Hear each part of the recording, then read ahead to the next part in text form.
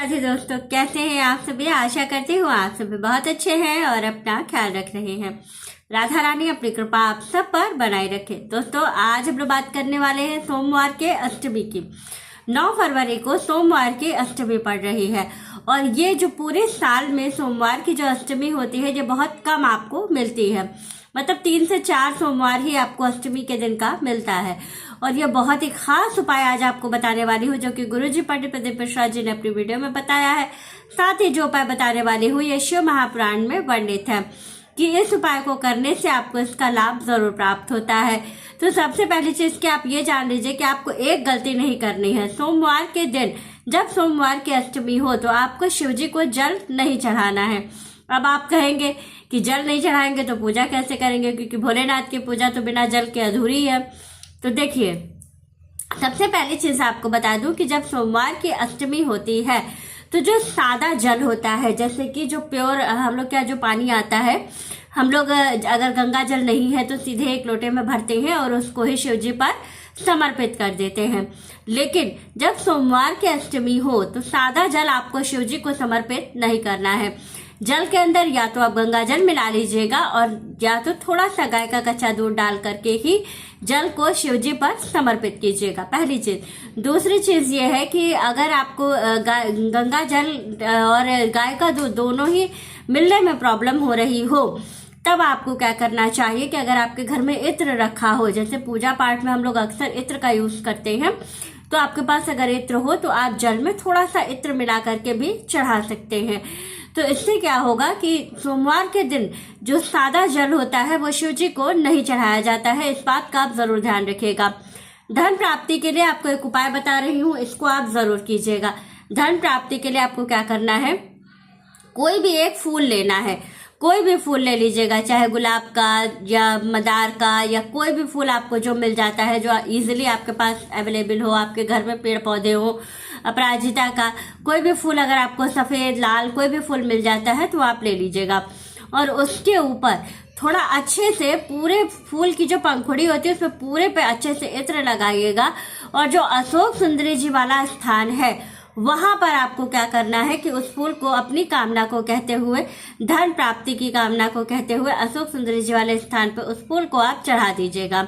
ऐसा करने से सोमवार की अष्टमी को धन संबंधी जितनी भी समस्या आपकी होती है वो समाप्त होती है। दूसरी चीज 31-31-31 का उपाय। 31-31 क्या क्या लेना है आपको, तो 31 दाने लेने हैं खड़े चावल, बिल्कुल आखा चावल होना चाहिए, चावल खंडित नहीं होना चाहिए, टूटा फूटा नहीं होना चाहिए। 31 दाने आपको हरी मूंग लेनी है। हरी मूंग जो खड़ी वाली होती है वो लीजिएगा, दाल नहीं लेना है आपको। तो जो खड़ी खड़ी मूंग के जो दाने होते हैं वो वाला मूंग आपको खड़ा मूंग लेना है। उसको भिगोना नहीं है, जैसा है वैसे ही लेना है। उसको भी गिन करके 31 दाने ही आपको लेने हैं। 31 दाने चावल, 31 दाने हरी मूंग और 31 बेलपत्र ले करके, और ये जो मैं उपाय आपको बता रही हूँ, इसको करने से आपकी जो कर्ज की समस्या है या व्यापार में आपको वृद्धि नहीं हो रही है, या अगर मान लीजिए कहीं आप नौकरी करते हैं वहां कोई किसी तरह की कोई परेशानी है, तो सब समाप्त होती है। तो ये वाला उपाय आप जरूर कीजिएगा। क्या करना है, एक बेलपत्र लीजिएगा, बेलपत्र के ऊपर पहले शहद लगाइएगा, फिर एक दाना चावल रखिएगा और फिर एक दाना मूंग रखिएगा, और जो पीला वाला अष्टगंध चंदन होता है उससे एक बिंदी लगाइएगा।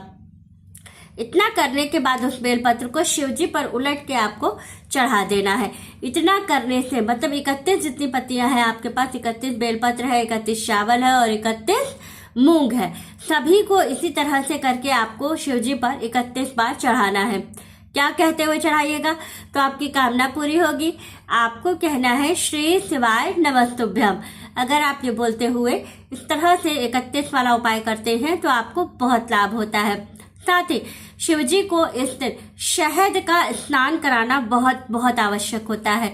जो लोग भी सोमवार की अष्टमी पर शहद का उपाय करते हैं, यानी कि शहद जल में मिला के अगर आप शिव जी को चढ़ाते हैं या शहद लेकर के शिवलिंग पर गिरा के और अच्छे से शहद का लेपन करते हैं, फिर शुद्ध जल में थोड़ा सा इत्र मिला करके और उस जल से बाबा को स्नान कराते हैं, तो उनकी कामनाओं की पूर्ति बहुत जल्दी होती है।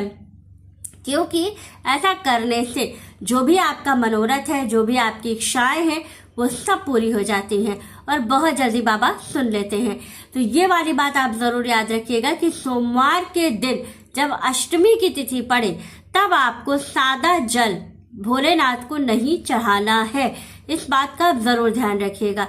जल जब भी चढ़ाइएगा सोमवार की अष्टमी पर तो कुछ ना कुछ डालकर ही आपको जल समर्पित करना है, तो ही आपकी पूजा जो है भगवान स्वीकार करते हैं, नहीं तो नहीं करते हैं। अष्टमी की तिथि क्यों इतनी महत्वपूर्ण होती है? क्योंकि इस दिन शिवजी भोले जो है पार्वती जी के साथ होते हैं और इस दिन जो भी उपाय किया जाता है, जो भी मन्नत मांगी जाती है, जो भी कामना की जाती है, वो सब कुछ बहुत जल्दी पूरा होता है। तो इसलिए इस उपाय को जरूर कीजिए। सोमवार की अष्टमी है 9 फरवरी को, और ये जो शिवरात्रि से पहले जो अष्टमी आती है ये बहुत महत्वपूर्ण होती है। और शिवरात्रि आपकी 15 फरवरी को है, तो उसके पहले ये आ रही है, इसलिए ये बहुत बहुत खास है। तो ये वाला उपाय आपको जरूर करना है। तो वीडियो अच्छी लगे, जानकारी अच्छी लगे तो वीडियो को लाइक, शेयर और सब्सक्राइब जरूर कीजिएगा। राधे राधे दोस्तों।